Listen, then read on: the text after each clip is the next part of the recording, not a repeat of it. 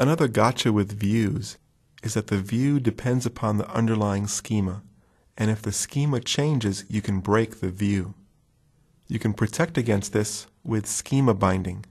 And what schema binding does is it tells SQL Server you can't change the schema because a view depends upon it. So let me give you a quick demonstration of schema binding. We'll jump over to TempDB.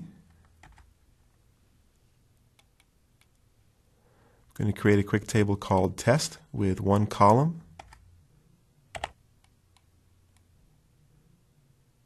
And I'll create a view called vTest, very simple view, but the key word here is with schema binding.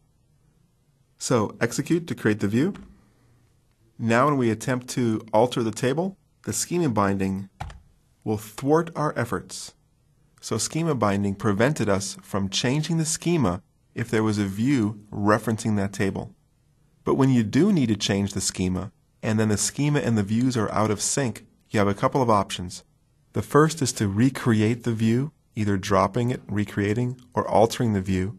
The second option, which is probably easier, is to use the sp refresh stored procedure, which goes ahead and just refreshes the metadata for the view.